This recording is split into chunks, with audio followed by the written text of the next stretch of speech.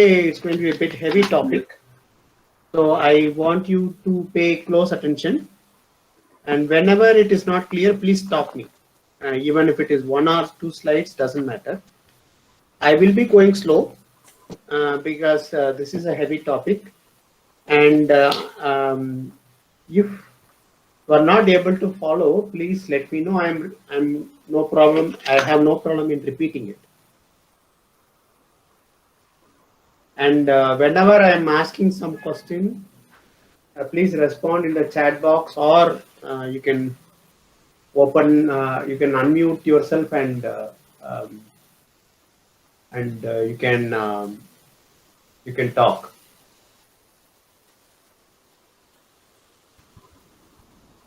You can see what I'm writing, right? Yes, sir. Okay, good.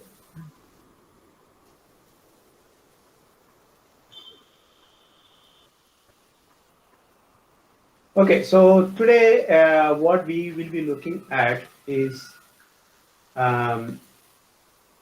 what is known as capacity analysis, and specifically we want to focus on the Gaussian interference channel. But before we even go into that, there's a lot of background material we need to cover in the basics of information theory. I will be spending more time on that. Then in the end, we'll touch upon interference channel. Interference channel is one of the toughest channels. Some of the capacity calculations are even now not known. It is still, the problem is open. So because of that, I will not be going more into the analysis of Gaussian interference channel. Instead, I will be highlighting how it will be analyzed by showing the analysis for other channels. I will be showing some of the results, but I will not go into the proof, because the proof, in fact, the whatever I am teaching today is supposed to be covered on one whole semester. So I found it hard to compress it within few hours. So because of that, I will be giving only the basics for you to understand. And if anyone is interested, I can direct you to the relevant papers and textbooks. But it will be definitely a harder subject. Since you do not have the sufficient background, I try to tone down the rigor of the proof. The steps I have cut down, but I'll highlight the steps. But if you understand the basics of information theory, I think that these few hours is time well spent. That will be your foundation for understanding information theory. So for that reason, I will spend more time on the foundation rather than dwelling more into the proof details. So first we'll start with what is called known as typical sequences. What is typical sequence? So it is basically it is some sequence with expected behavior.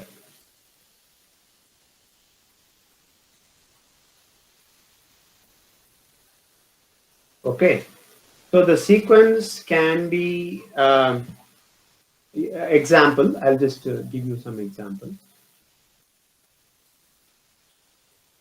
I'll take a binary sequence 0 1 0 1 0 1 0 1 0 1 0 1 0 1 0 1 and so on. What do you understand from the sequence? Can you comment? What is the sequence is? Students, you need to interactive, otherwise it will be a harder subject. Okay. I don't know whether I'm whatever explanation I'm giving is sufficient to you or not. I'll give you one more example. 0 0 1 1 0 0 0 0 1 1 1 1 0 0 0 0 0 0 0 1 1 1 1 1 1 1 1. Somebody can comment on this. What do you understand from these sequences?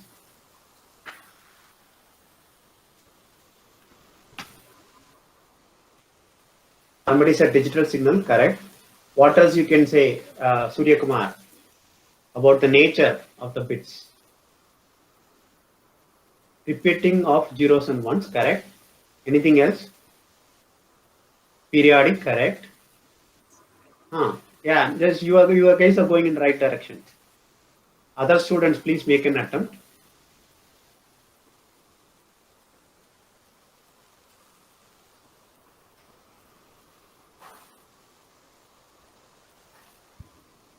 The word I'm looking for is deterministic, right? This is something, a pattern which is repeating, and it is deterministic. So for example, this pattern is repeating itself. Similarly, if you look at it, the number of same bits getting repeated is going in an order, geometric progression, right? So there is some structure in it, right? So the key word is a structure, some kind of structure, and these are all called deterministic sequences.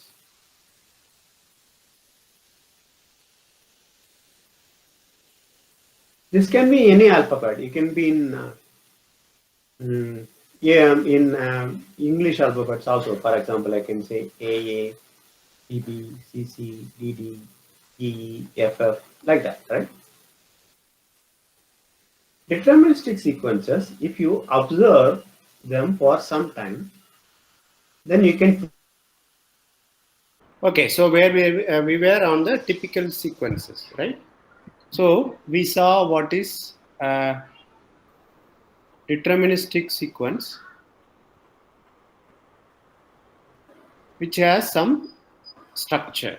Okay, it's already coming here. I thought I lost that. Okay, it has loaded that. So we saw deterministic sequences have structure in it. So now, question is, can we have some structure in random sequences also? Question is whether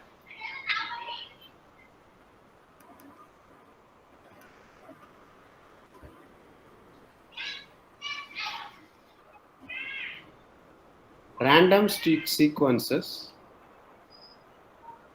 have any structure. What kind of structure can we have in a random sequence? Any thoughts about it?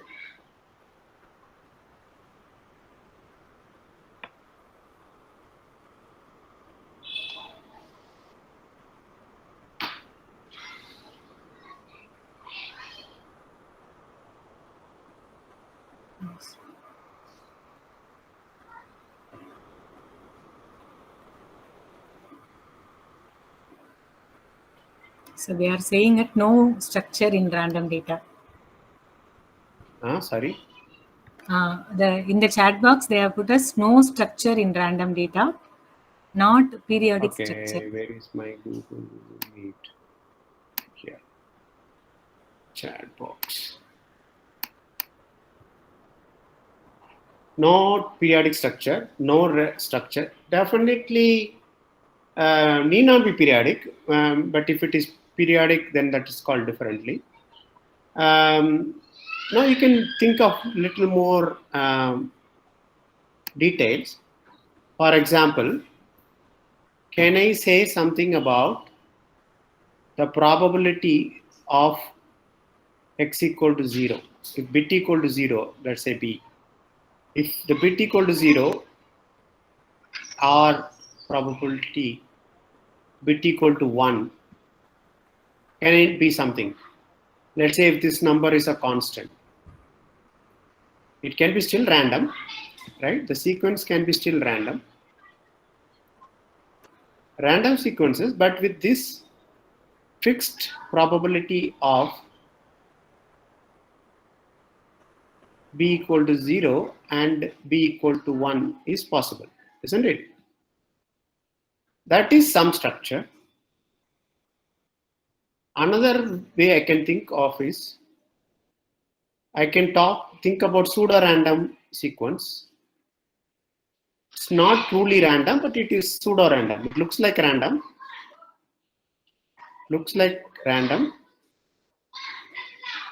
But it is created by deterministic circuit.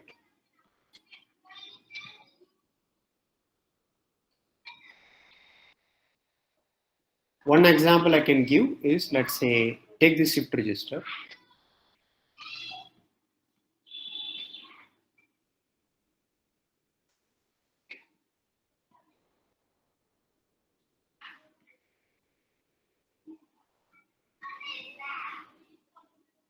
Okay. Let's say I'm starting this with 1, 1, 1. I'm initializing it once at the beginning, then letting this run periodically. So the output of this will look like random,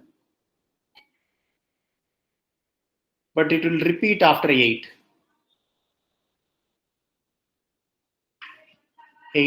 bits.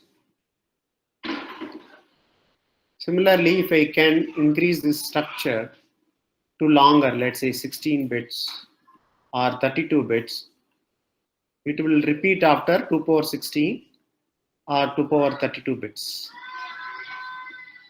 This kind of sequences are called pseudo-random sequences. That is another structure we can think of, right? So this information theory starts with understanding of this structure in random sequences. So there is an inherent structure in many random sequences, not all, but in many. Many things what we have in practice, many sources which are random in nature have a structure. For example, the voice, what I'm speaking now,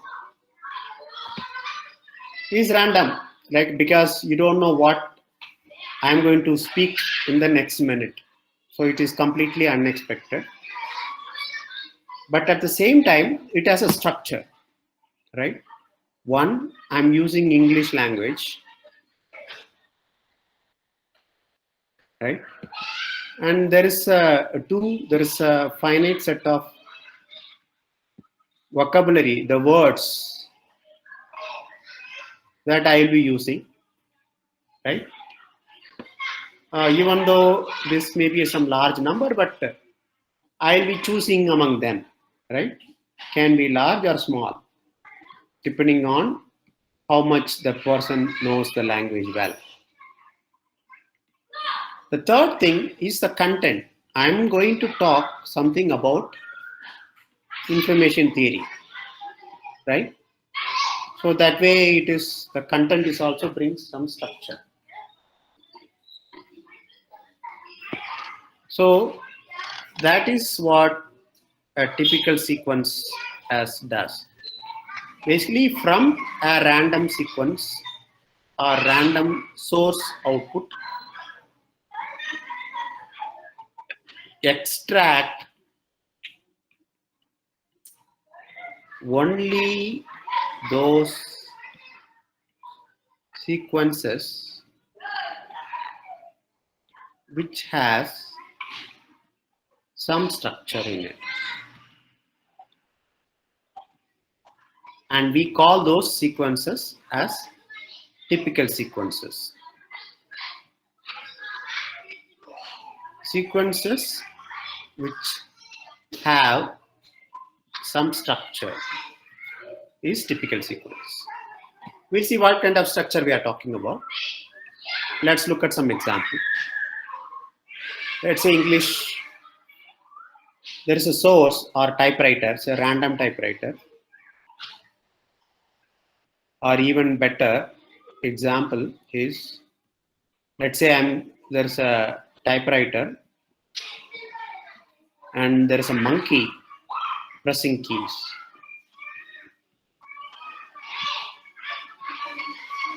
If I observe the pattern or the keys the monkey has created, let's say 10 letters, 10 consecutive letters, right?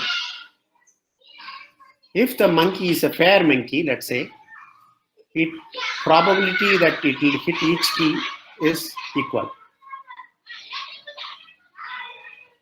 Okay, that is a random source of English alphabets, and there's a probability associated with each letter.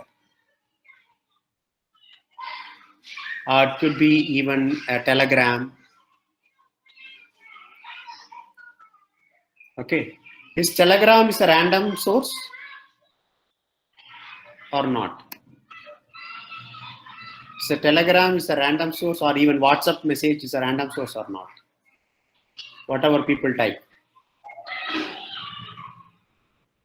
Is it predictable?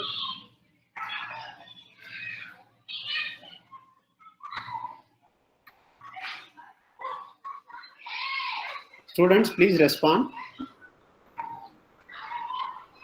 Students, you can respond in the chat or you can unmute. So the answer is random, sir. They are typing in the chat. Hello? They have typed as random. Yeah, only Surya Kumar is typing. What about others? Others also respond. Yeah. Okay. Cannot be predicted. So, but does it mean that it has no structure?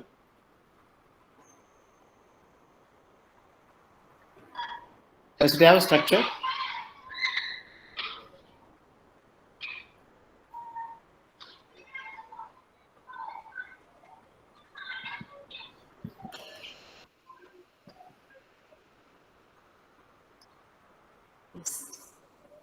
Shivashankar has said yes. Yeah. So only those three guys are responding. Yes. Not others. Others also respond. Jagada, Vaishnavi, Lavanya. Okay, so it has structure. So that is a type of structure what we are going to look at today. So now, let's say now the monkey somehow knows. So it is an educated monkey, let's say.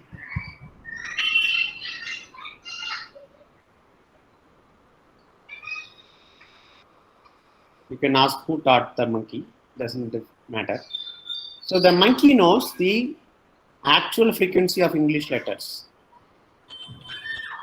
For example, E has the highest probability, Z has the lowest probability, and so on, right? And again, we look at 3 trials for 10 letters. As you can see, now you will see a different type of patterns. It is still random, though. But if you run it long enough, you will see actual word patterns. English word patterns you can get. Right now I have taken only 3 trials. You can go on trying for more. Okay. This was actually generated in Matlab. Okay, it's not the monkey typing it.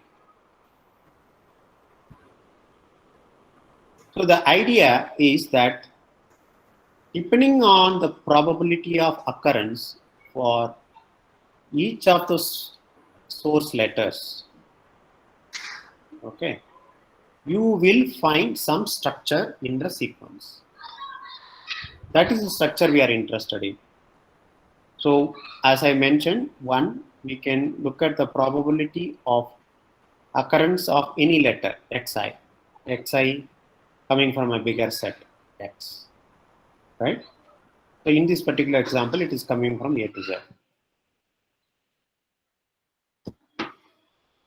So let's delve more details into, let's take a binary example. Yeah, I have two different sets of random source. This is coming from one random source, all the text in blue, and all the text is red in coming from another random source. Right now, don't look at these numbers. Just only look at the text, these x1, x2, x3, y1, y2, y3, and what do you observe?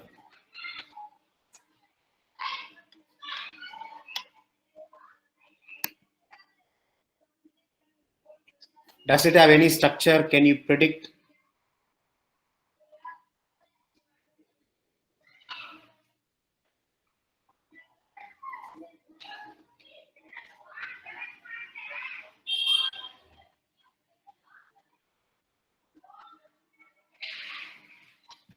Come on, guys, do you have to say it every time? Boys and girls, don't sleep.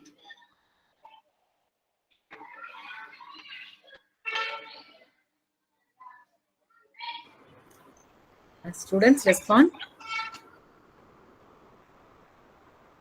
Okay, large number of ones in the first case, yes. Anything else?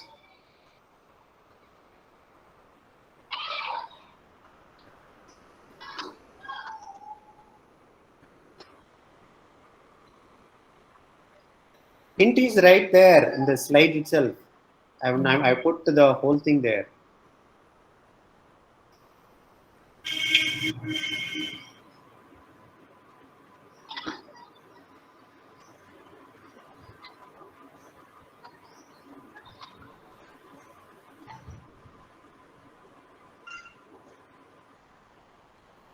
Do you understand the question or not?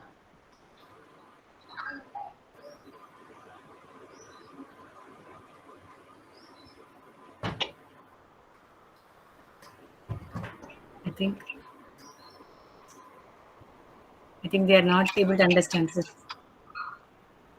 Yeah, I don't know for what portion they are not understanding. I am not clear. They have to ask questions. No. Yeah, okay. I am only going very slowly. Yes, sir.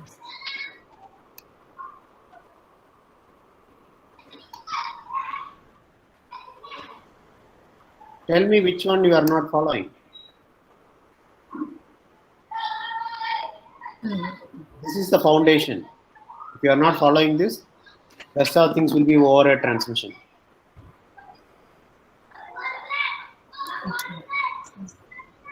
Correct, Surya Kumar. Can you say anything about the structure?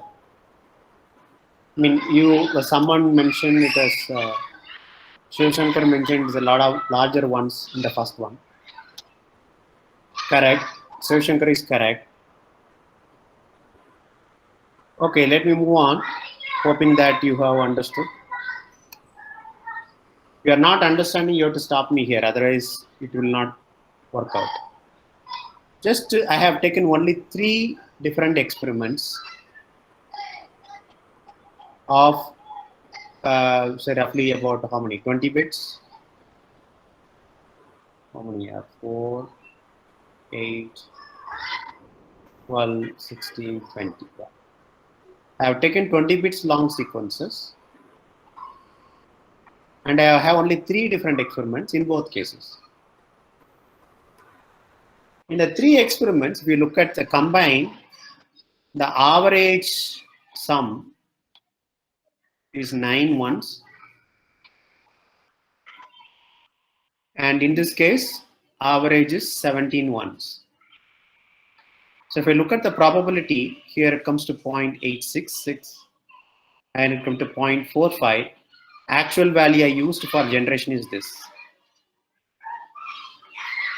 So with only 60 bits total, I'm able to predict the probability of ones pretty accurately, right?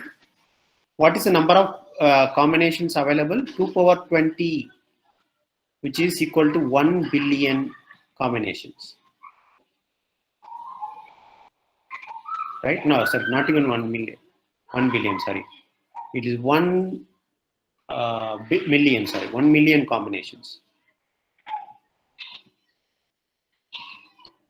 Out of 1 million possible combinations, I have taken only 3 random experiments, and just within the 3 random experiments, I am able to predict the probability of 1 pretty accurately within some marginal error. Why is that is happening? Is the question. Okay. So let's look at the reason. The probability, let us assume the probability of 1 is p. Naturally, the probability of 0 is 1 minus p. It's a binary random source. We don't know what it is going to emit.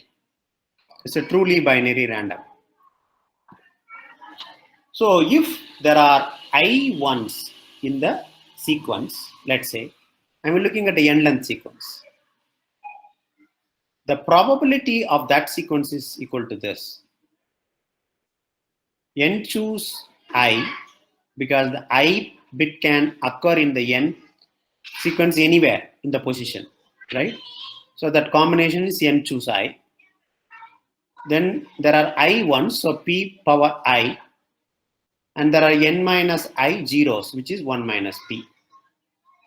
So this is the probability of occurrence of any sequence with I1s in it.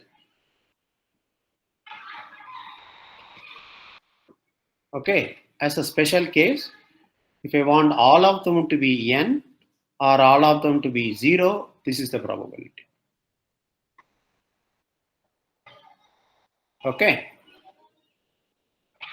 So this is coming from simple binomial theorem that you all know, binomial expansion. A plus b to the power n formula. Right? The binomial expansions give me this probability for this particular sequence. Question is, are all sequences have equal probability?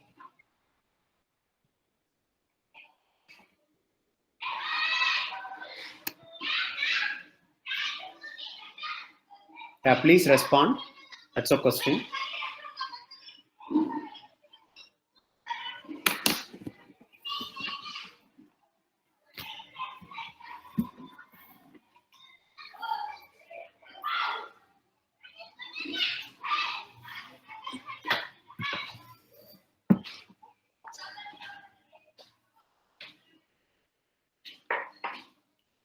Does all n-bit sequences, all possible n-bit sequences, do they have equal probability? If the answer is yes, you have to say why. If the answer is no, you have to say why.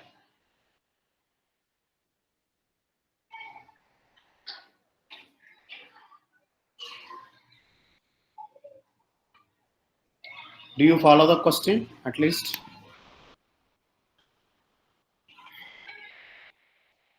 This is the question. Sorry, grammatically wrong.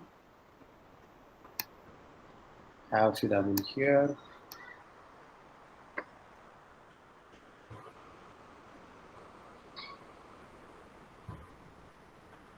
Have all sequences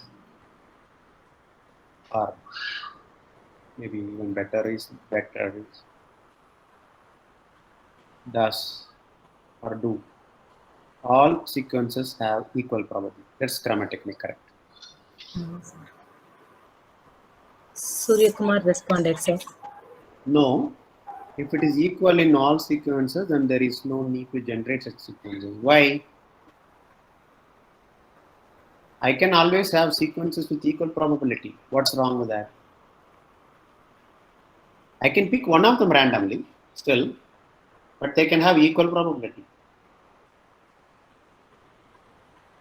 Or even interesting question is, let's go to a special case. I will even give you a case where p equal to 0.5, 1 minus p equal to 0.5. Will it be have equal probability in this case? Let's understand that first. Yeah, let's come back to this question later.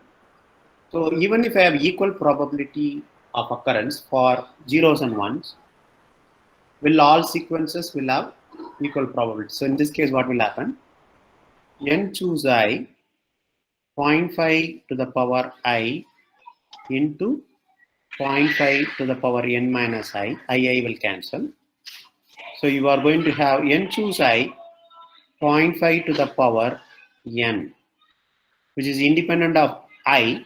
So it comes out, you will still have the probability of xn with I bits is going to be proportional to n choose I.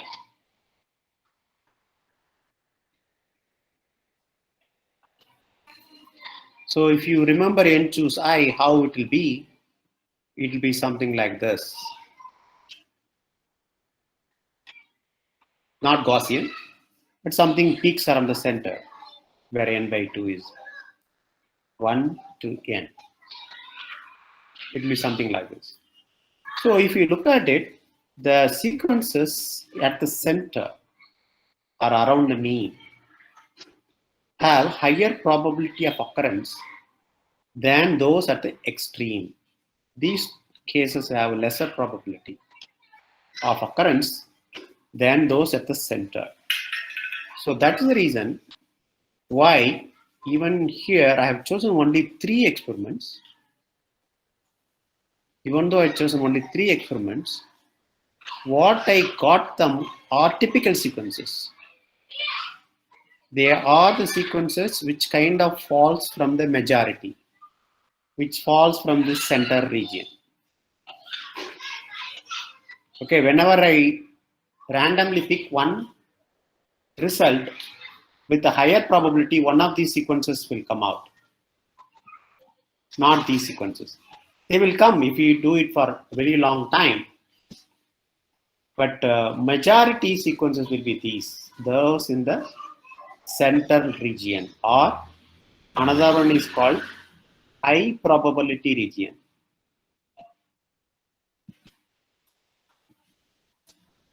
This is true for any random source. Doesn't matter whether I have p equal to 0.5 or I have p equal to anything 0.1 or 0.9, like in the previous case what we saw here, right? Doesn't matter.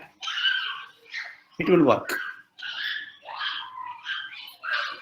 That happens when,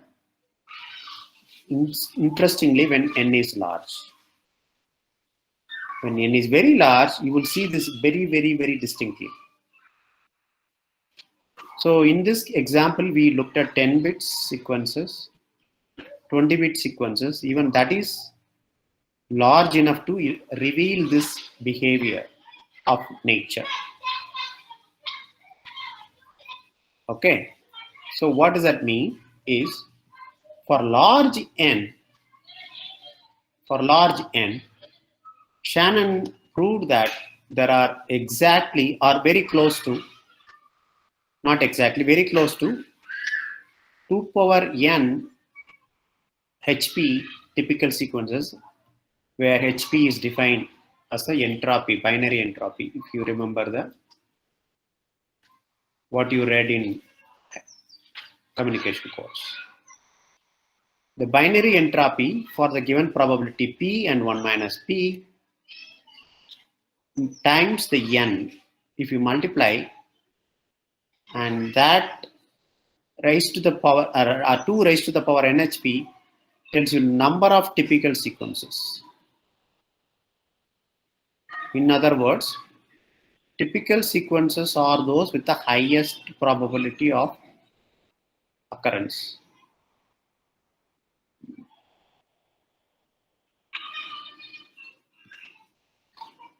There are 2 power n elements in this whole set, out of which there is only a small set which is this many in number, and rest of the things are non-typical set elements. And if you look at the sum of all these probabilities together, it will be a small number, delta, greater than 0. And this case probability is 1 minus delta. Isn't it very intriguing that in nature, whatever random source is there, we are going to see this behavior. And that is true for large n. At reasonably even like we saw 10, 20 also it works. So what happens is this delta number will be larger for small n. So as n goes bigger and bigger, this delta becomes smaller and smaller, and this guy will become almost like a sure event. Almost a sure event. That's what happened here. Just 3 experiments. All the 3 are coming from the typical set.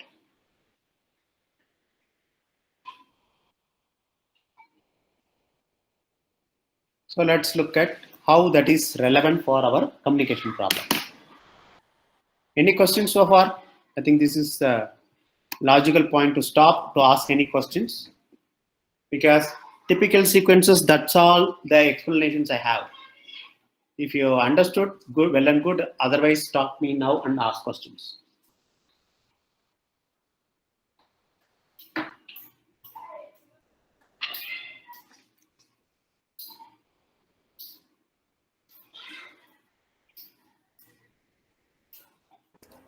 Students, please respond. If any doubt, please ask.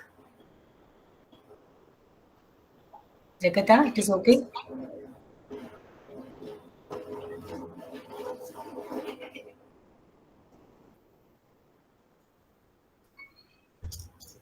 Okay. What about rest of the 58 students or 51 students? Nice. 50. Only 3 has responded out of 53. Okay. Okay, I'm hoping that rest of the students also understood.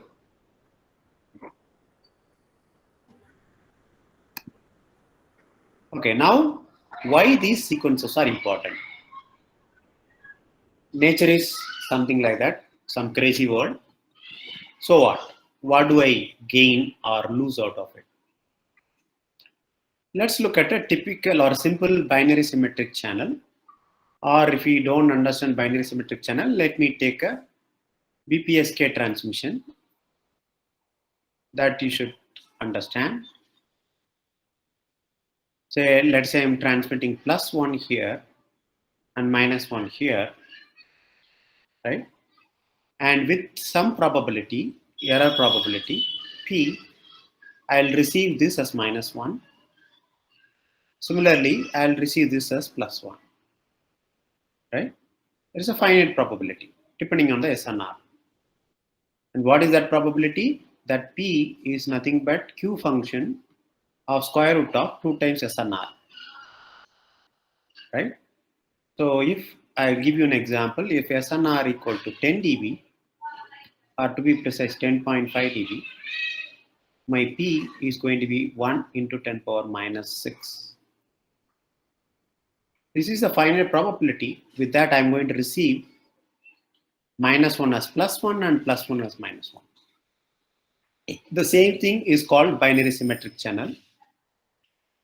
Only difference is here we'll represent this in bits rather than as symbols. So bit 0 equivalent to +1 is received as bit 1 with the finite probability P. Okay. So now let's look at what are all the probabilities. Probability y equal to 0 given x equal to 0 is 1 minus p. It's clear. Probability both received correctly is clear. Both the data received incorrectly is p. That's also clear. Now, instead of sending one bit sequence, let's say I'm sending a binary sequence. If one sends a typical sequence, this is a keyword again. Instead of sending one bit through the same channel, I'll send a typical sequence of length n.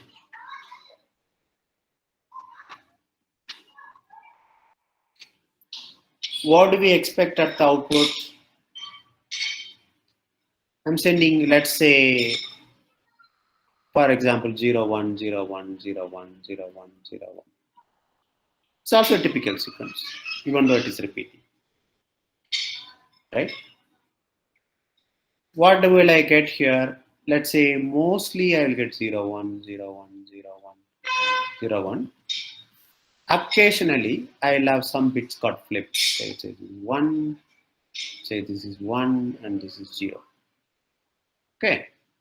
So instead of getting that 0, 1, 0, 1 pattern, I have a small subset around that where there could be 1 or 2 or 3 bit errors in it, right? How many errors are possible here? On an average, NP errors are possible. NP bits will be in error in this sequence. Why is that true? This is basically the binomial mean. You think about it in case if you don't understand, I can explain it later. So as a binomial mean, you will get NP bits on an average error in this sequence, in the received sequence. Okay. So now let's see. So instead of receiving the expected sequence, I can get a set around it. I can get a set of possible or possibly received sequences. Only thing I know is the maximum number of errors, bit errors, or instead of saying maximum, I will say average. Average number of bit errors is around NP. That much we know. So just let's say this is a sphere of radius NP. It's a discrete sphere. So similarly, I will pick another sequence, say something differently. Say 0, 0, 0, 1, 1, 1, 1, 0, 0, 0, 1, 1, 1, something like that. Again, for this sequence, I'm going to get a sphere of radius NP. I'm going to receive this bit, receive a set, or one element from this set will be received.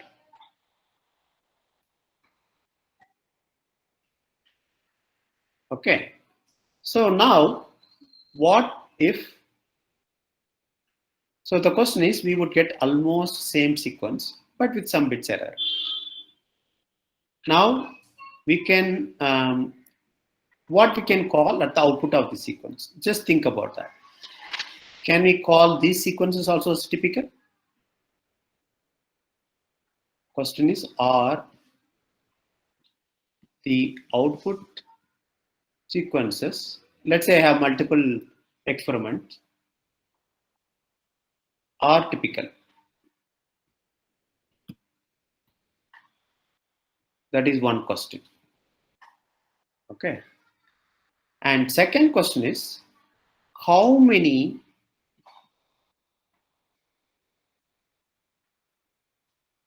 input sequences I can send so that I can decode this correctly?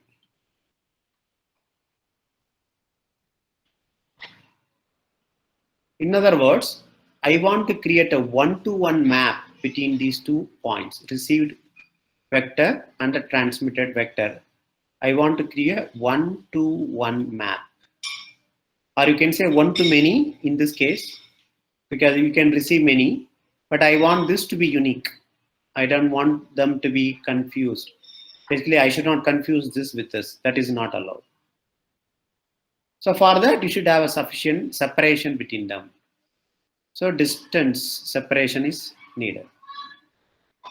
What distance is this? In this Hamming distance. Okay. So that is the question we are going to deal with. And that's where the typical sequences are interesting. So remember the 2 questions, whether the output of the channel are they typical. Second question is, how many sequences I can send so that I can receive them without ambiguity at the receiver. Okay, that is the question.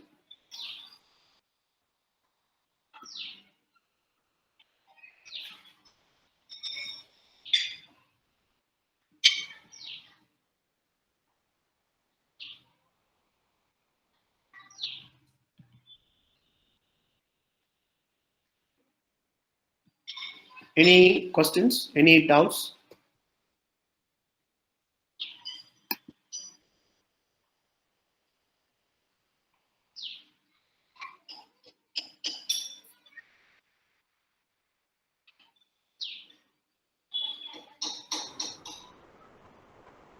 So students, please ask.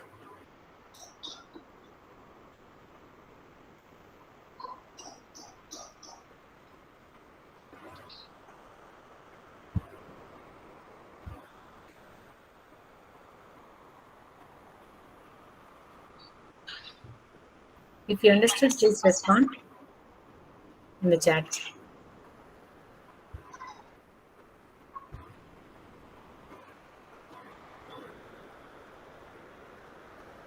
Okay, at least one person has responded.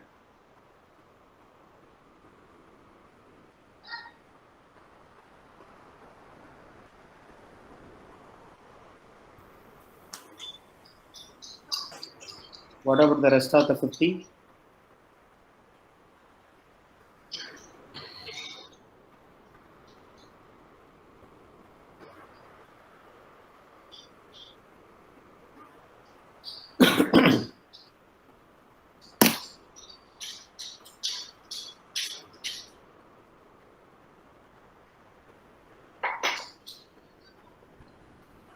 Okay, I'm moving on.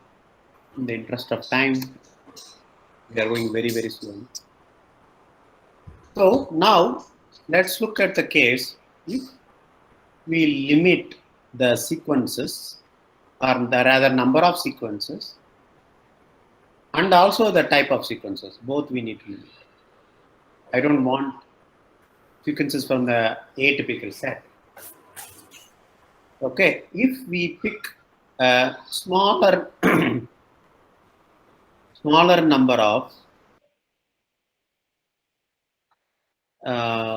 sequences with sufficient separation between them, good Hamming distance between them,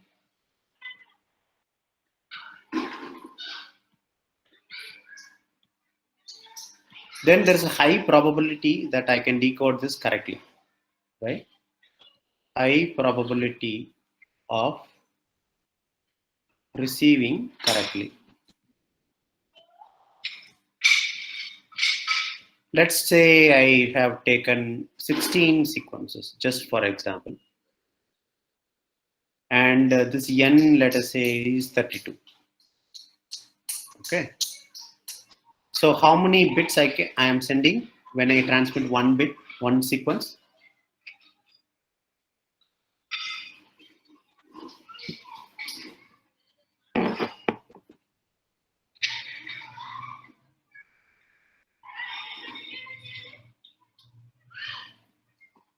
How many bits I can transmit? 5 bits. How 5 bits, Jakata? I have only 16 sequences.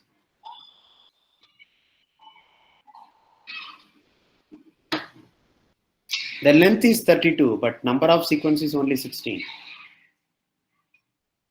4 is correct. So there is 2 power 4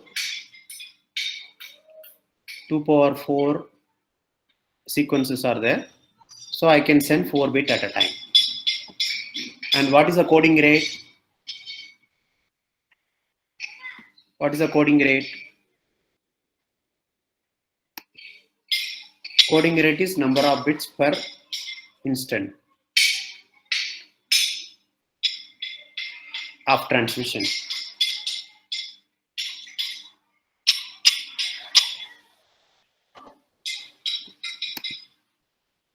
Coding rate is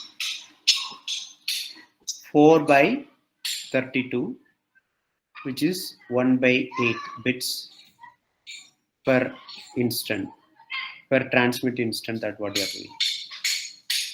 Okay, I am sending 1/8 code, 1/8 rate code, and I will receive it with some probability of error. There will be some finite probability of error, but that will be small. Now question is, can I increase the rate? Or question is, what is the maximum rate I can send? What's the maximum rate I can send for the given P? The error probability is known.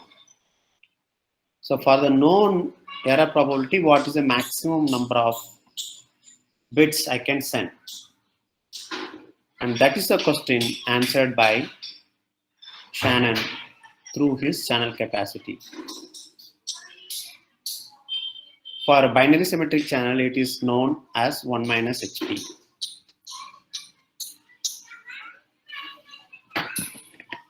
Okay. Let's see. This is for the binary case. What happens if it's a Gaussian channel? Input is Gaussian. Input is Gaussian. Noise is Gaussian. Let's assume 0 mean and some sigma x square variance. 0 mean, sigma n square variance. Naturally, output is also Gaussian.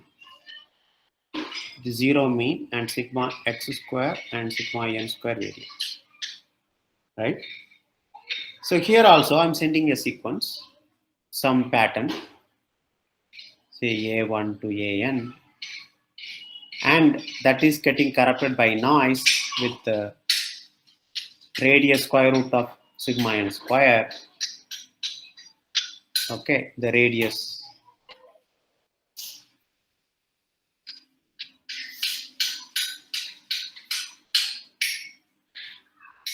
So I'm going to receive with that another sequence with it with that some noise added to that. So in this case, we need to look at something called differential entropy, which tells the average information in the random source h of x, and that is given by this formula. Take it as granted right now. So h of x has the entropy 1/2 log 2 pi e sigma x square. And in this case, the typical sequences can be shown to be, or Shannon has proved that there are 2 power n typical sequences 2 power n hx, all with equal probability of occurrence. That's the beauty of it.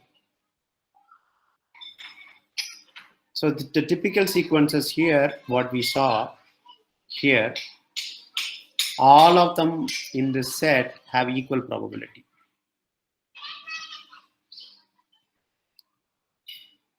Of occurrence. That is the question I asked in the beginning.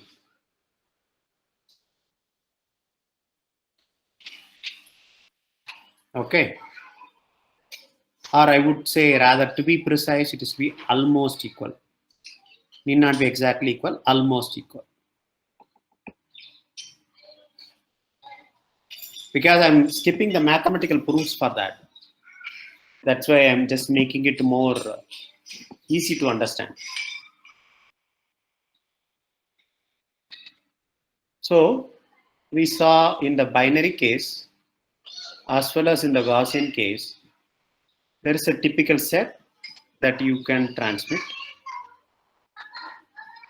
or sequence from a sequence from the typical set is sent as an input to the channel, and then the output what you receive is also typical. It's a different typical set though. Why? Because the noise variance is different. So it's a different typical set, but it's also a typical set. This is also coming from a typical set. Noise is added, and now what can you say about the capacity of this channel?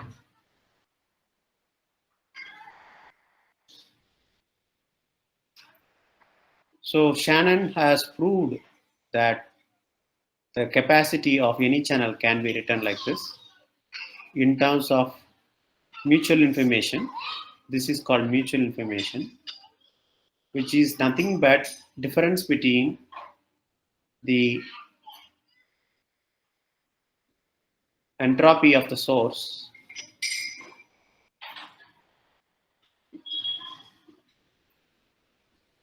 and remove the equivocation or conditional probability, conditional entropy of x given y. Another way to look at is look at entropy of the destination or entropy of received sequence minus conditional entropy of y given x. Either way it works. So this is the capacity formula what Shannon has given as the generic formula for any channel.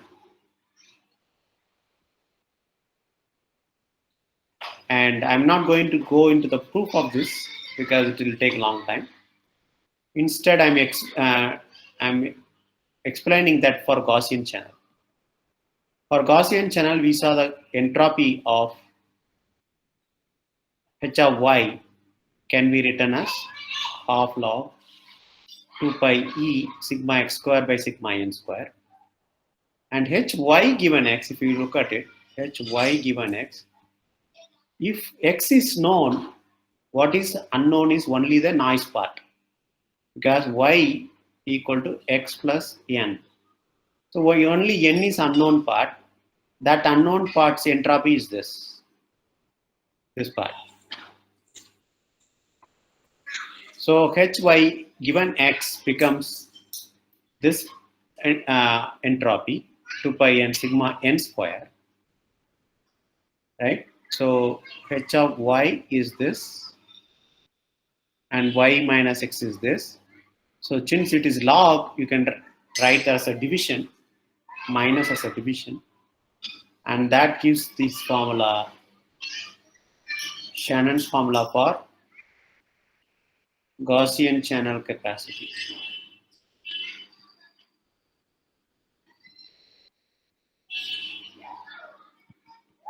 The units are bits per second per hertz.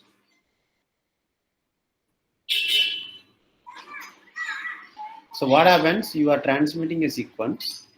You are receiving that with some radius root of n square, sigma n square, right? And similarly, this guy can also get received with the radius sigma n square. If they are sufficiently far away, since this is far away, they will be far away. Why? Because this is can be treated as a n-dimensional geometry or n-dimensional a point in an n-dimensional space.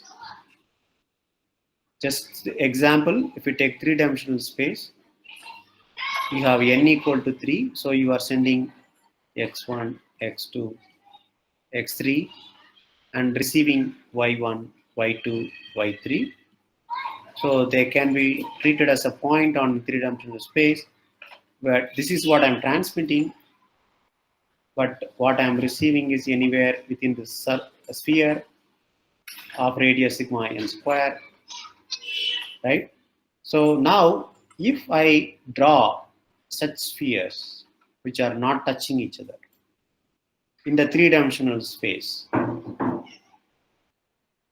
right? I pick these centers as the typical sequences which I will transmit. And now I can guarantee certain probability of error. That's what Shannon has done. What you have done is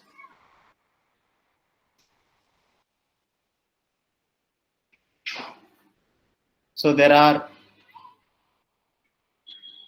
2 power n hx typical sequences in the input. Similarly, on the basically it's a subset of xn. Similarly, yn is a superset of this typical set in the output.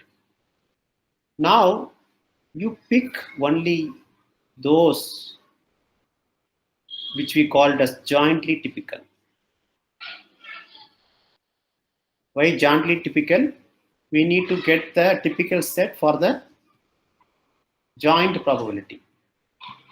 Joint as per pxy of x comma y.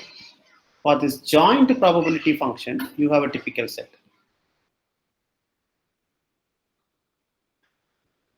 Joint probability distribution function. For the joint probability function, there's a typical set, and that typical set is called jointly typical set. And you pick these many, and there are only this many typical, jointly typical sequences available. That's what Shannon has given. Okay. So the pair xi, yi from the all possible input output of the channel such that they occupy maximum some total probability, because that comes from the typical set property that we saw in the beginning, right? And the number of such pairs available is only this many. That also Shannon has proven.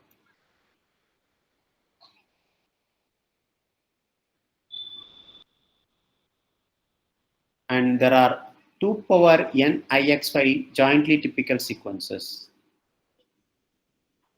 And pick only those for transmitting your information. And those are these numbers. Basically, these are all coming from the jointly typical set, and pick only the x portion here. If you send x from a jointly typical, naturally you'll receive a y1 which is in the jointly typical set. Similarly, for this you'll get y2 in the jointly typical set. And that's how we are getting the error-free transmission.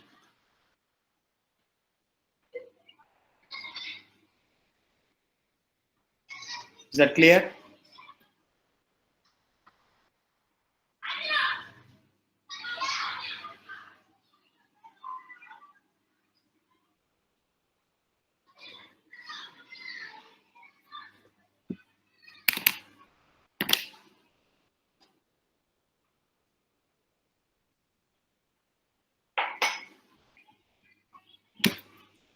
Any questions?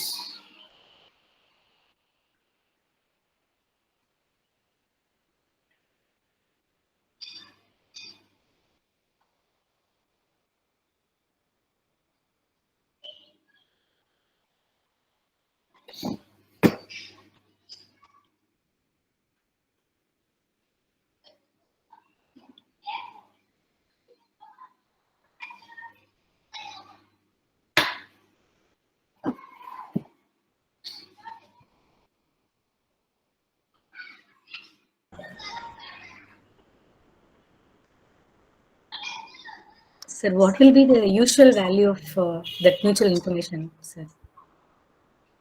That depends on those variances, Namara, what you are Yes, using. sir. Sigma. Sigma x square and sigma n square. Basically, if you look at it, sigma n square, right, Yes, is sir. nothing but transmit power. Yeah, okay. This is transmit power. Uh, Average. yes, sir. And this is nothing but noise variance. Yeah. So it depends on SNR. Correct. So as SNR goes higher and higher, Okay. I will get higher and higher IXY. Yes, sir.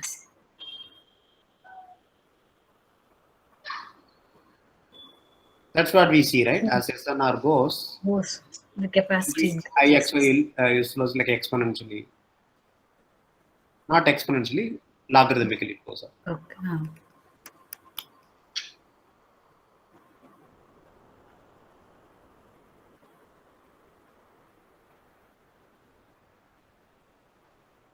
Clear, students?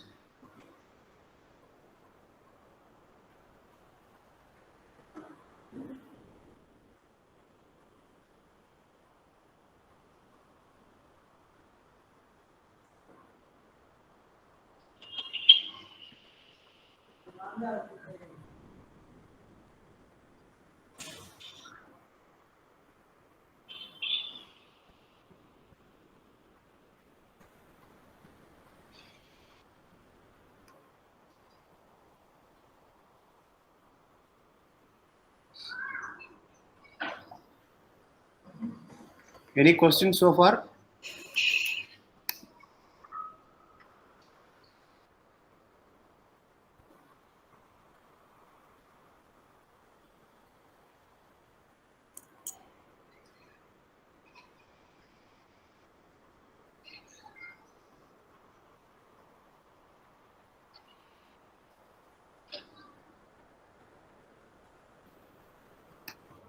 Okay, shall we take a break, ma'am? Yes, sir. Yes, sir. So we'll take 10 minutes break, sir. Yeah. Right now my clock is 3:35. It says. Yeah, okay, sir. Yeah, 3:45. We can resume back. Yeah. Yes, sir. Yes, sir. Students will rejoin by. You'll stay here. Sir will continue at 3:45. Okay, sir.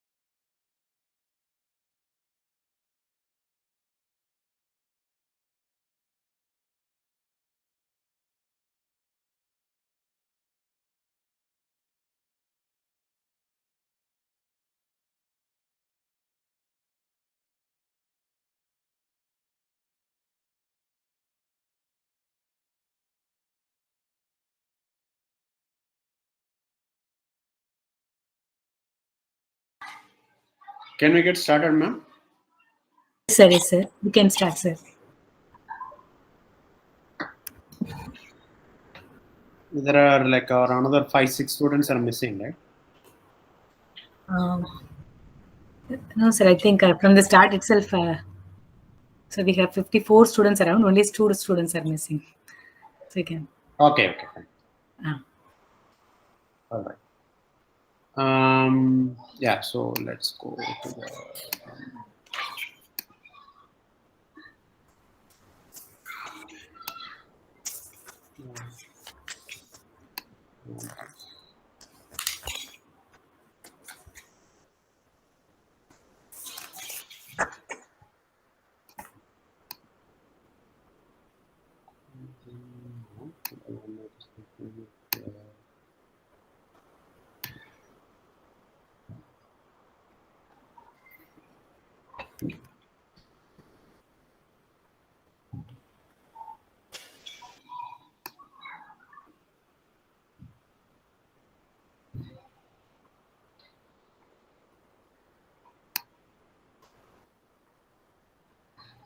Are you seeing my screen?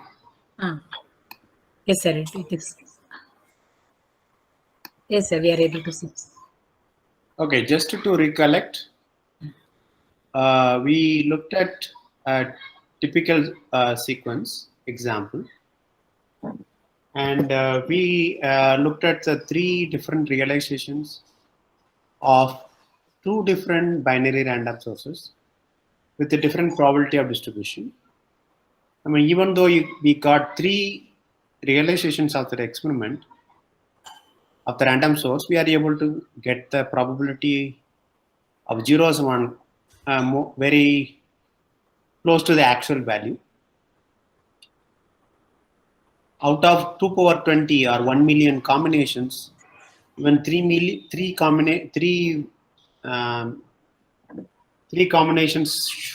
show the typical nature of the source, so that we call them typical sequences. Typical sequences occur with the maximum probability of occurrence, and we also saw that they are more or less equal probability of occurrence. Even though they are small set in this whole possible sample space, they occupy maximum probability of occurrence. So that we saw. And we looked at an example of how a typical sequence being used as a code for transmission, data transmission purpose in both binary symmetric channel as well as in a Gaussian channel. We saw that if you use typical sequences which are sufficiently far away from each other, that is basically good Hamming distance or equal in distance separation between them,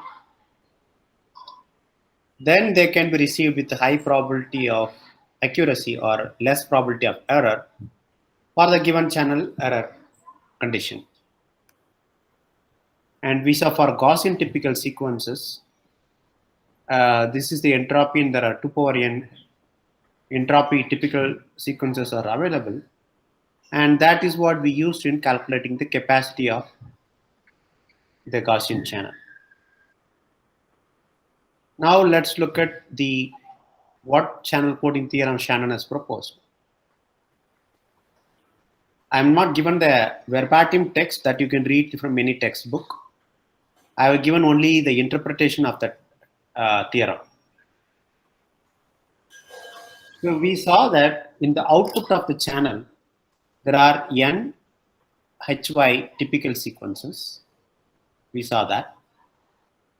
And now what channel coding theorem proposes is now divide these sequences into groups. And in each group, this many sequences. Basically, you pick 2 power n h of y given x sequences around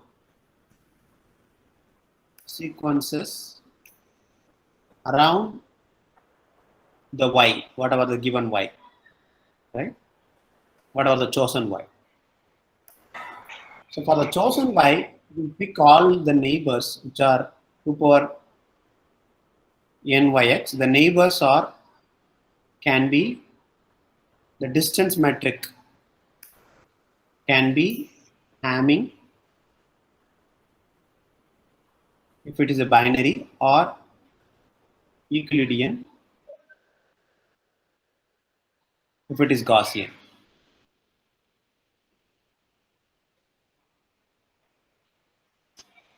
We choose the distance metric accordingly. So now if you do that, why do we collect these sequences? Because these many sequences are the possible confusion of y when x is transmitted, right? These are the possible. This is basically the radius what I have drawn here. This is basically the radius of confusion, right? So basically, if you look at the inside this area, there are 2 power n h y by x sequences are there in each of these regions. That's what Shannon is proposing. Now, number of disjoint group, after dividing this, the number of disjoint group is 2 power n ixy. Basically, this is the number of jointly typical sequences. Number of sequences in the jointly typical set. Typical set.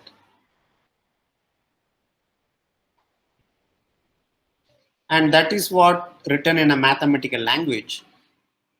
What it says is, if one chooses one of the inputs at random from the set xin, but don't choose all of them, but only from the jointly typical set.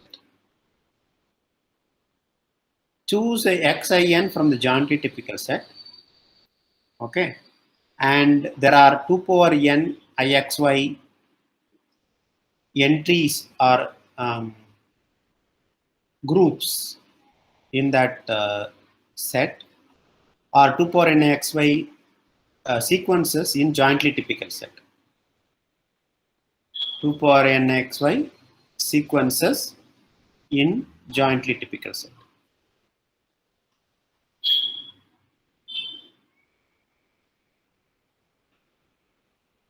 Now what we can do is, if you receive yin, you will be able to correctly map this to xin. Because we know this is coming from the typical set. Typical set has xin and yin as the one of the entries.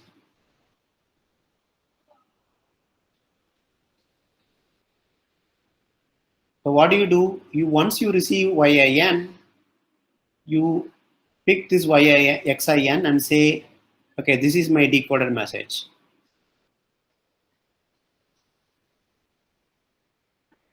So now what Shannon has shown that is the probability of error is arbitrarily small as n goes to infinity. That is only one side of the story. We'll come to the second side later. Now in this case, what is the maximum data rate that I can achieve? Since there are 2 power n ixy sequences, I take log 2 and divide by n, because there are n bit sequence. Then I get this as the information rate, or the maximum data rate one can transmit through the channel is given by this expression. So now that is the one side of the story. The second side of the story is Shannon has given a very strong result, saying that if I choose to transmit above this rate, okay, even 1 bit above this rate, let's say, what he is shown that is this arbitrarily small bit error rate is not guaranteed. Okay, that is the converse part. Even how large you make the n to be, make the n keep on increasing, it doesn't matter, as long as your data rate is, if and only if, not even as long as, if and only if the data rate is smaller than ixy or equal to, let's say. If and only if the capacity or the rate is smaller than xy, right? Let's use the R, letter R for the rate. If and only if the rate of transmission is less than this mutual information, the error is small. Otherwise, it is not guaranteed, whatever may be the n is. So this part of coding theorem is called converse of the coding theorem. And we can prove both of them in a formal way, but today I'm skipping the proof. For that, you don't have the sufficient background. So instead, I thought I'd give an intuitive explanation for the channel coding theorem. So this formula Ixy is h of y minus h of y given x is common for any channel.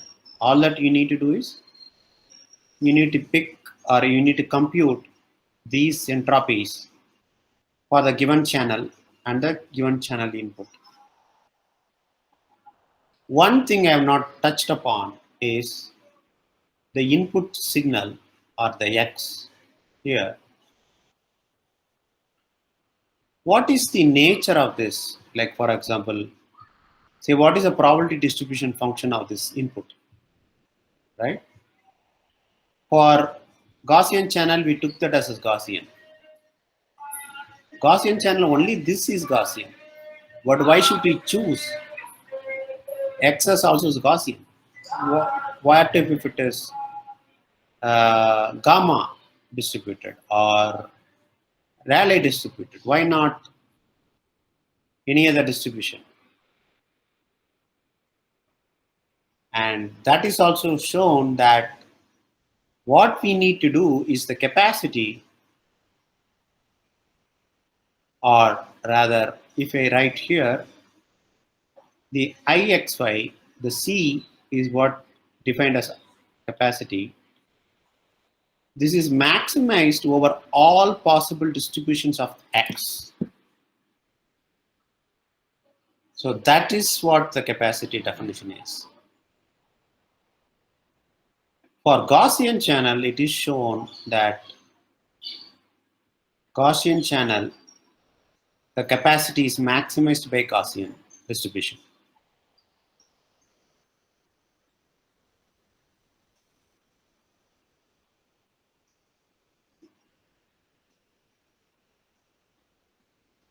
The maximum channel capacity PDF is Gaussian. That's the reason we took this as Gaussian here. But otherwise, in generic or in any channel, you also need to find the distribution which maximizes this information, mutual information. So you need to find the Ixy for every possible distribution and choose the one which is the maximum. So that is the capacity definition.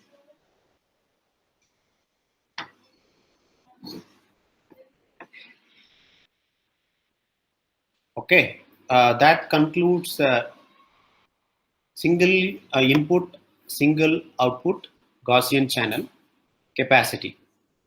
We also mentioned about the binary symmetric channel. So for binary symmetric channel, the capacity is given as 1 minus HP. Here also, if you look at it, the X, the PDF of X is not mentioned. You need to maximize this over all possible PDFs. Okay. So that is also important. So basically you can have uniform PDF. These are all discrete versions. or any other distribution that you want to keep, right? So you need to maximize this over all PDFs. So now let's look at the multi-user channel. Any questions so far? Any doubts, comments? See, after this, it's going to be pretty heavy.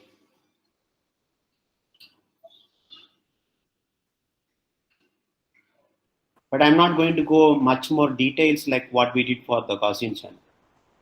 I'm going to only highlight the key points that you need to remember when you are looking at the multi-user channels. If you understand this much of basics, you should be able to understand the formal proofs. And as I said, it is a full semester course, so I cannot teach you the proof in 1 or 2 hours. Yes. Students, yes. If you have any questions, please ask.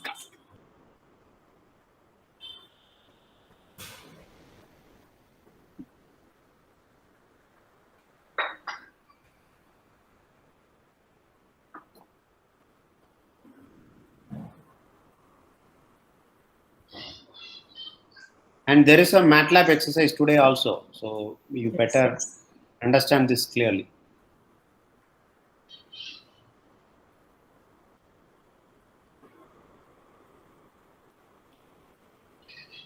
You have submitted the previous Matlab assignment, sir. I will send it to you. Yeah, ma'am. Yeah. All of them submitted, ma'am? Almost 3/4 have submitted, sir. Okay. Yeah. Yeah, you can put it in the Google Drive and share me the link. That should be enough. Yeah. Yes, yes, sir. Yes, sir. Sir, they have some doubts also. After at the end of this lecture, I will ask them to. Yeah. Yeah, that's why we spend a lot of time that day to explain. Yes, yes. And we gave some time also to think, but they did not come back that time. I'm back. Okay. Okay, moving on. Assuming that there are no other, we also running short of time. Yes. We need to go through the exercises and the doubts. So now let's look at two users are using the channel. Okay, user 1 and user 2. They are independently transmitting the x1, x2, their data. And they have the power constraint. The x1 has power p1 and x2 has power p2. They are familiar with the expectation notation, no ma'am? Yes, sir. But they are familiar with that. Fine. So, and there's also, I'm also putting one more constraint just to make it interesting, but that's not necessarily, but be there. But it will be a good practical constraint. That the total power is P. They are not talking to each other. I mean, they are independent users. They are not cooperating. No cooperation. So one guy does not know the power of other. Okay. So that way you can say this is kind of synthetic constraint, but it will be a good practical constraint to look at it. At least for theory purpose. Right? No cooperation between these two guys.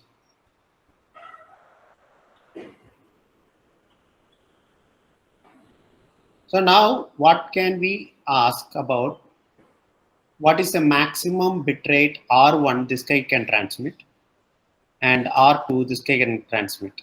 What is the maximum bit error rate that or maximum rate they can transfer such that their individual bit error rates are smaller? And this is fixed. This is some sigma x square n square noise variance. So we have taken this as a 1 right now. This is Gaussian. Anyway, there is no loss of generality in this case. Zero mean unit variance noise. That is what the Gaussian MAC channel. MAC stands for multiple access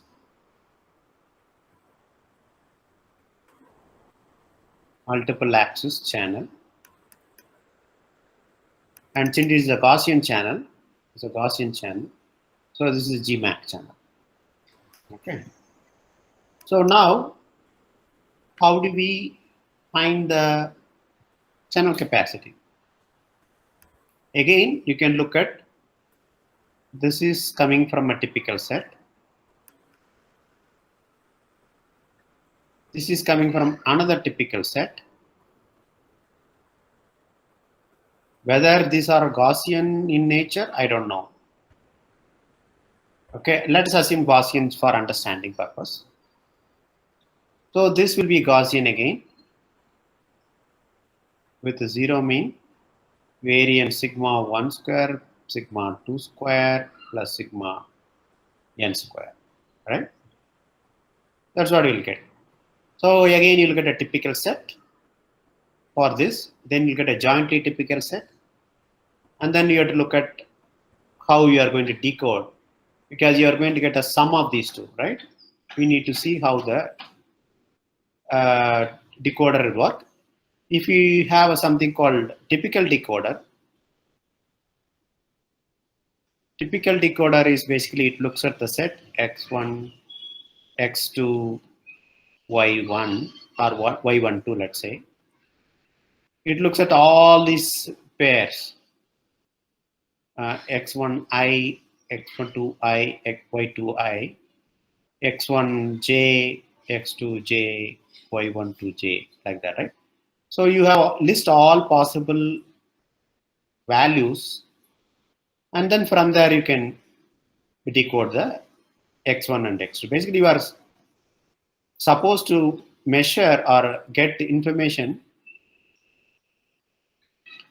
from y1. You are supposed to decode both x1 and x2. Basically, you are going to give the y1 to the decoder at the receiver, which is going to spit out x1 hat and x2 hat. That is the whole idea. Such a way that the expected value of x1 minus x1 hat square is less than something. Similarly, the error x2 minus x2 hat square is less than something, right?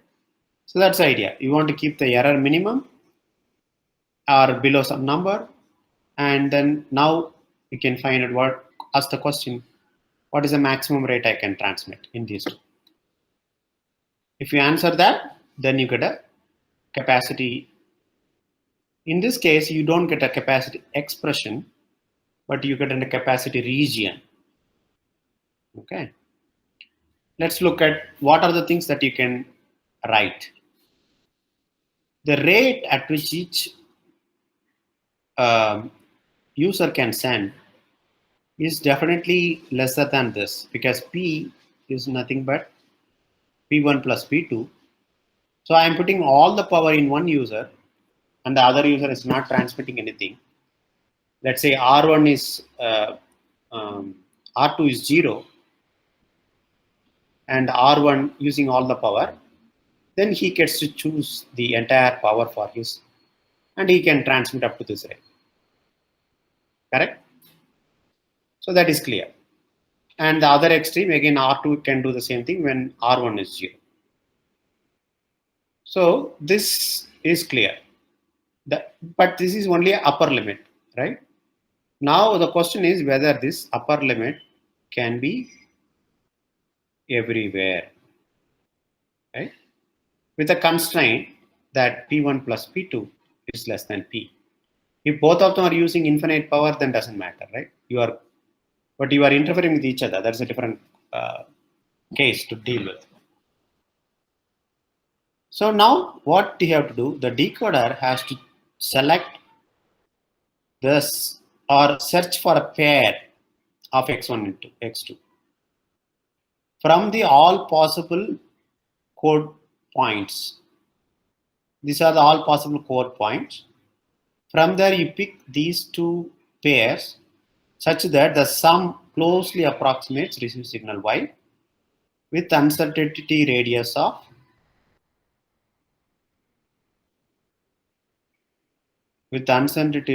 square root of sigma n square.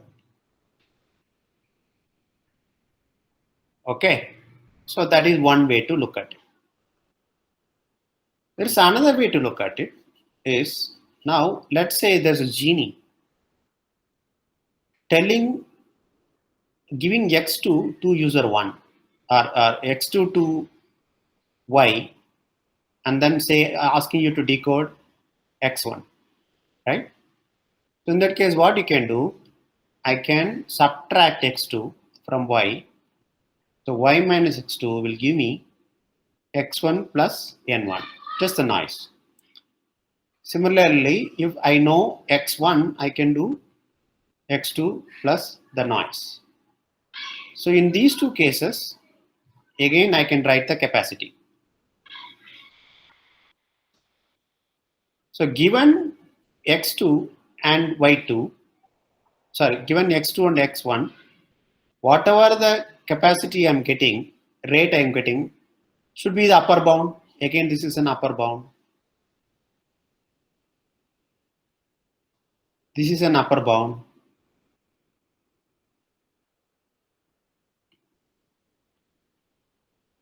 The equality occurs when the other guy is 0 anyway, it doesn't matter. So, right?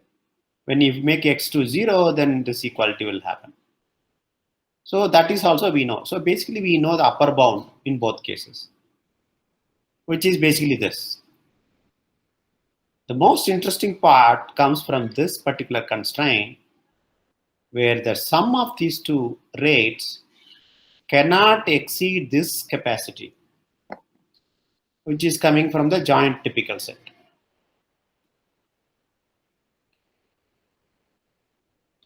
This joint typical set has entries x1, n, x2, n, and y, n.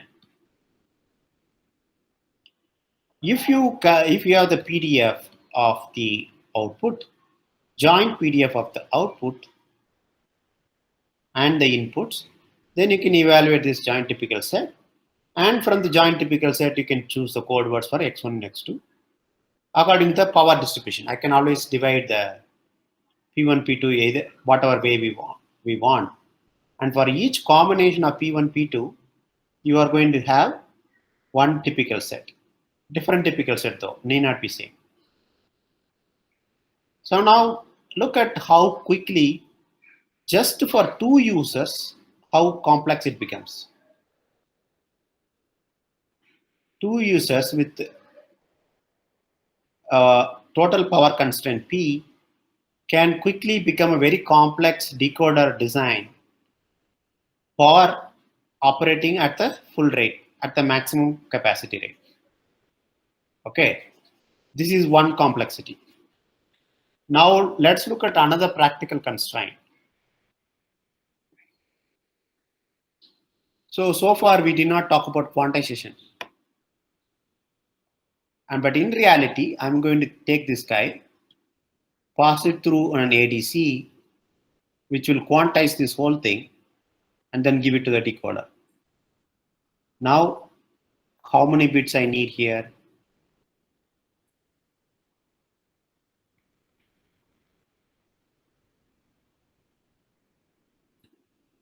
Whether this limit on the bits, let's say 16 bits. If I have 16 bits, can I get still full capacity, full theoretical capacity? Okay, that is one question. Second thing is, I cannot keep storing the typical sets, which are random. Typical sets are big to be stored in memory. Very quickly, you will run out of memory, right? Or even these x1, x2 has to be quantized before it can be stored. Now, what do we do? I will use, instead of QPSK, instead of the Gaussian, I will use QAM modulation, which is practical. So if you use QAM modulation, what happens to the capacity? See, now you are no longer Gaussian PDF distributed. where PDF is something different. So what happens to the capacity? These are all practical issues, and people have already solved many of these questions, that with finite quantization and the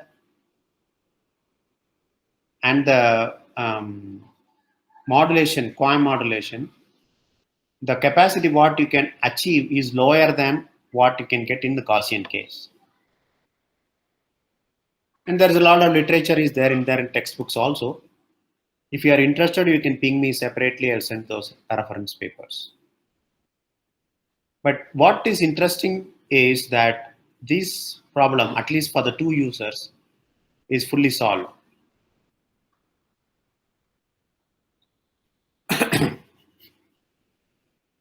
The region over which the possible transmissions is clearly known, and there are now people are looking at, okay, what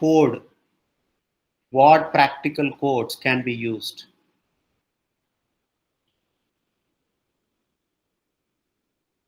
What practical code?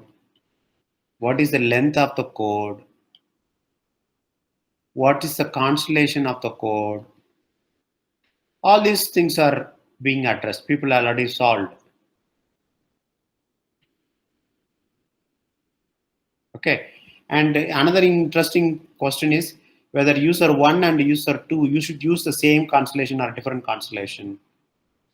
That's also addressed. And people have solved that. Very interesting theories there. And I'm not going into that details today. So the curve in the blue is what's shown to be the possible case, and they are governed by this nature of the curve is governed by the choice of P1, P2, because these corner points, as I have mentioned, is a function of this P1, P2 ratio. And depending on the corner points, this nature of the curve also will be different. So I cannot, that's why, give you one typical expression for which I can write that as a formula for the capacity of the Mach channel. I can only write the constraints, which are these.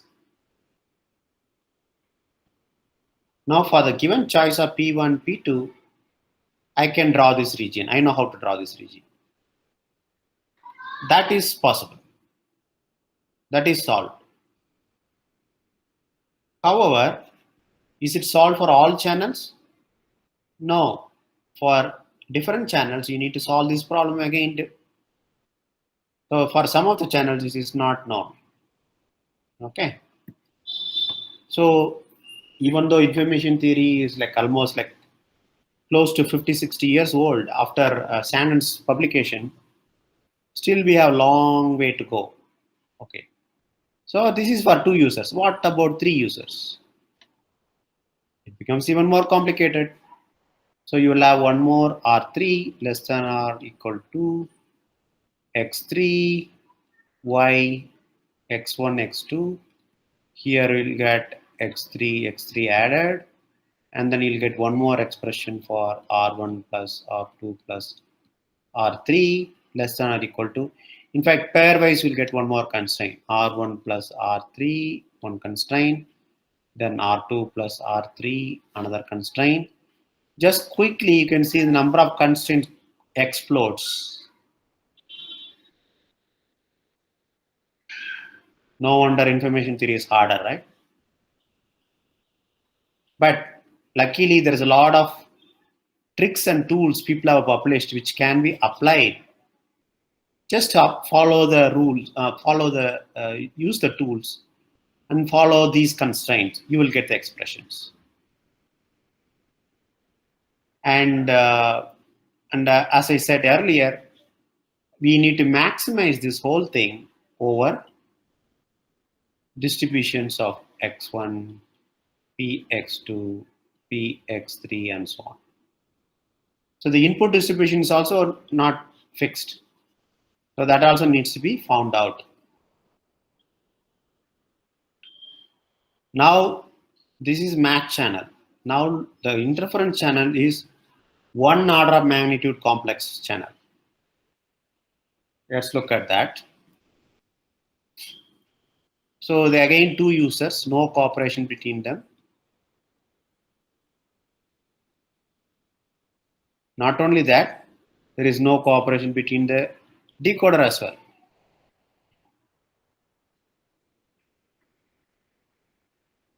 And this guy can interfere with this, and this guy can interfere with this. That's why it's the interference channel. This is different from the MIMO channel, what MIMO transmission we discussed 2 weeks back. Why? In that case, there is a cooperation between the transmitters and receivers. So here there is no cooperation. So let's look at the received signal Y1 is X1 plus AX2 and the noise. Similarly here X2 plus BX1 and the noise. And of course they have power constraints. We can also add the power constraint P1 plus P2 less than or equal to P, just to make it more interesting and practical, right? Now, given this constraint, you can see this problem is being addressed as early as 1985. Okay. Now let's look at this. There's still a lot of cases which are open in this particular channel. Some special cases have been solved. Outer bounds are available for some special cases, but it is not known for all cases, not solved for all. Even for two users, just only two users. Forget about 3 users and 4 users. It's a complex problem. So now let's look at what we have, what we know, what we studied. So we are going to look at again a code pair x1, x2, and they meet the power constraint, which is possible if it is Gaussian. Let's say the expected value of x1 square is less than or equal to p1, expected value of x2 square is less than or equal to p2, and so on, right? And p1 plus p2 equal to p. So these are the constraints we know. So that we need to satisfy. Okay, what else we know? Again, we can create typical sets for x1, x2, and this numbers. Basically, I'll create a typical set for this and for this for the given value of a and b, because that is fixed by the channel. So I can create the typical set, and I can talk about the jointly typical for x1, x2, y1, y2 given a and b.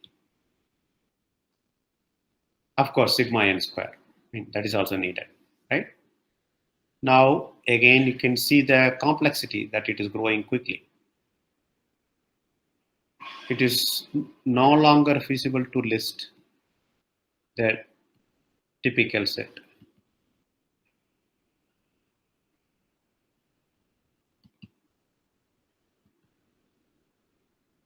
Especially when n is large.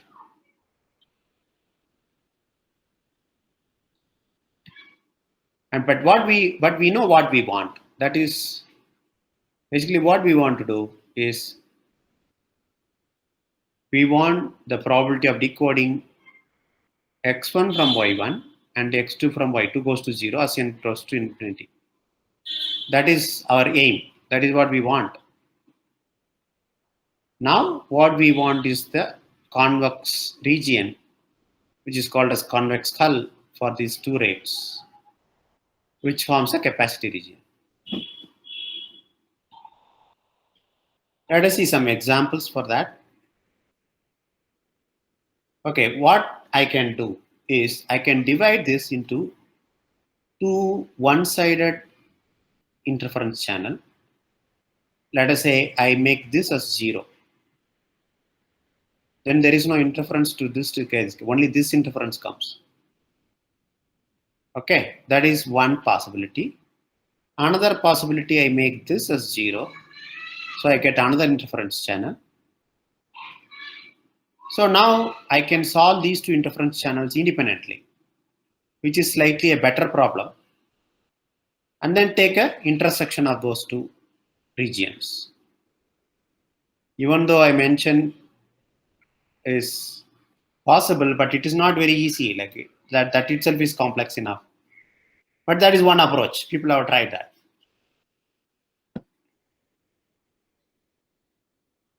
And now for a generic case, if you look at it, depending on the value of A and B, they are classified into these 4 regions. Strong interference channels, okay, then weak interference channels, and then we have degraded channels and mixed channels. And we have, of course, one-sided channel. We already saw that.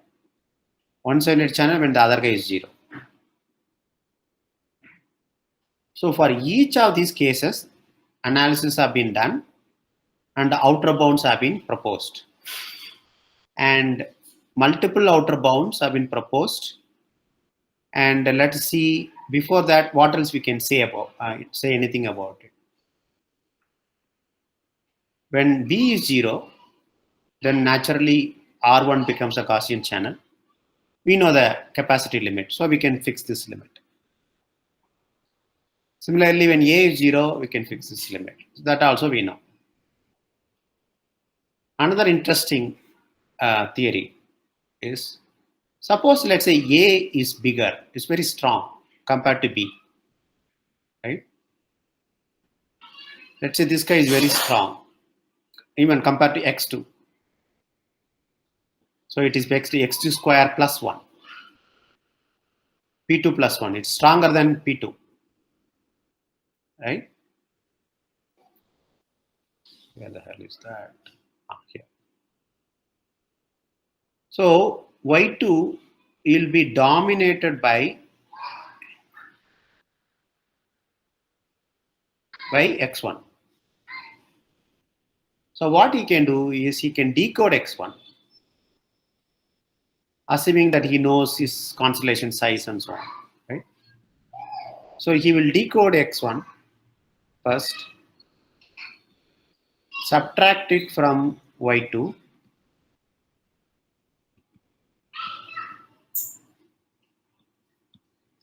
then decode x2 after that. So in that case also, people have shown that capacity is same as R2 equal to half log 1 plus SNR2. That is possible. Similarly, when B is greater than 1 plus P1, you do the same thing for Y1. So we know in the strong interference case, the results. So this is called the strong interference case, right? So basically when you have A greater than 1 plus P2 and this guy greater than 1 plus P1. In both cases, it is known, the capacity is known, which is nothing but same as the Gaussian capacity. The tougher ones are here, mixed and weak. One-sided also, it is kind of solved. But these are the other regions where you have trouble.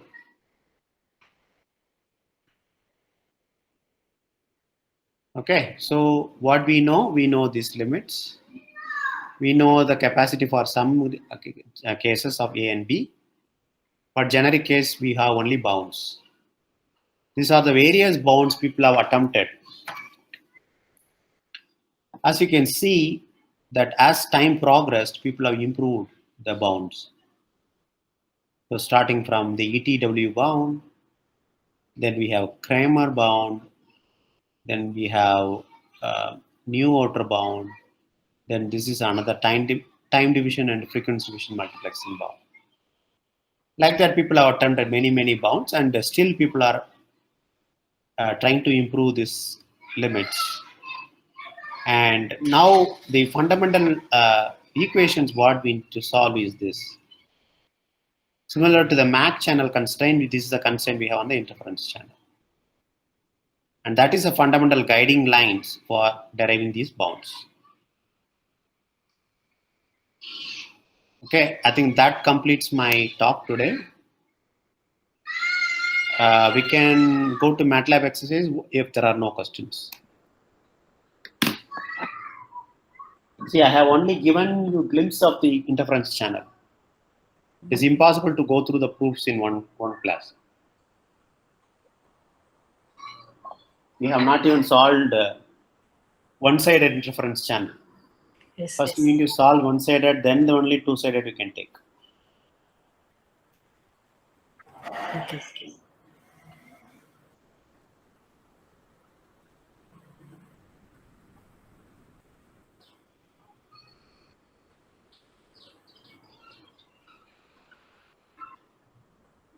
So if someone is interested in doing PhD in information theory, this is an ideal problem.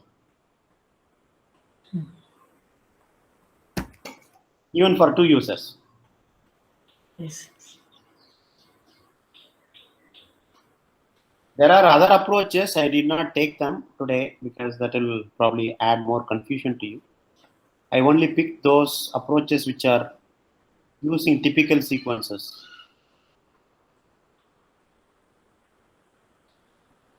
So are they applying convex optimization, sir? For solving? No, it's mostly theoretical. Yeah, the optimization is needed when it comes to solving these constraints, right?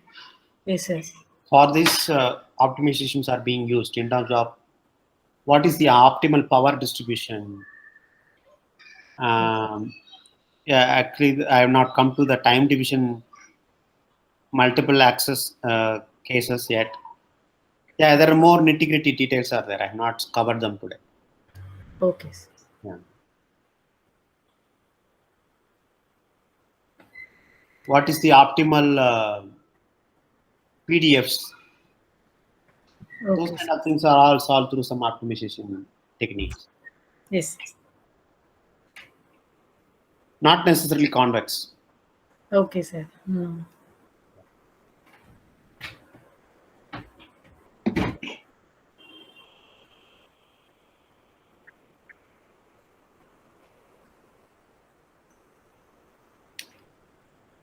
See, I only covered up to 2009. You can see the year. Yes, sir. So people So, have done a lot of research after that. yes, sir. The difficulty of the topic is like that. Yeah, the students do not have the necessary background. Yeah. I mean, even on a graduate course, Yes, sir. people do not cover this interference channel. Oh, okay, They sir. will probably stop at the Gaussian Mach channel. Okay, sir. Okay, Yeah. sir. Because in one semester you cannot cover everything. Okay, sir. So, In fact, information theory will be covered into 2 portions. yes, yes. 2 or 3 actually. One will be the foundations. Okay, sir. Other one will cover up to the channel coding theorem and source coding theorem. And then third one will be the network information theory, which we are talking about. Okay. Yeah. It's pretty advanced topic. Yeah. Yes, sir. As it is elective, we are so interested to know about this. So, Yeah. That's why I just gave them the problem statement. Yeah, the solution is hard. I mean, they cannot understand that right now. yes. Yeah, maybe next time we should remove this. I suggest to remove this from the syllabus. Yes, sir. Yes, sir. I'll inform, sir. Yeah. So, if it is okay, shall we go for the exercise, Matlab exercise, sir? Yeah, students have to say that. They have to come back on questions.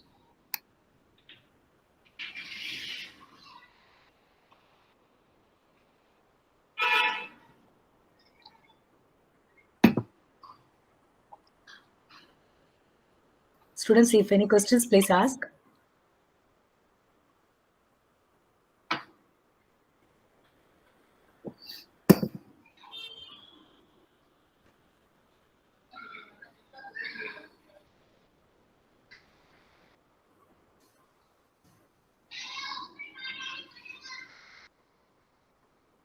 Okay, Shankar, Surya.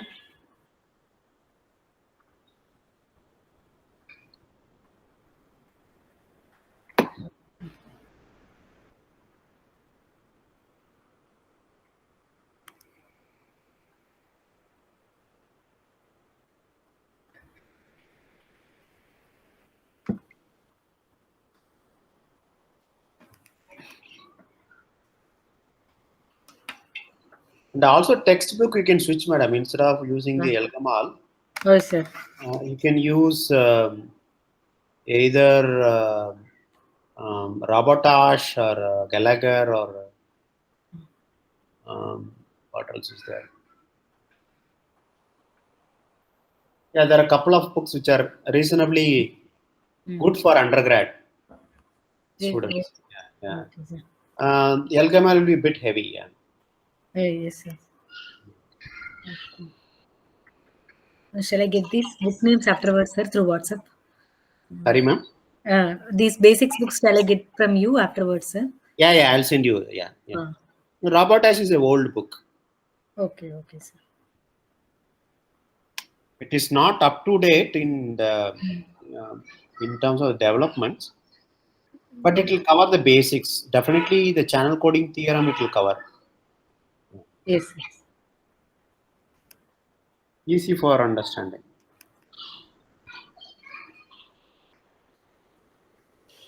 Okay, sir. Are you covering source coding in this? No, right? No, sir. We have in fifth semester we have digital communication syllabus. In that we cover basic source coding techniques. Okay.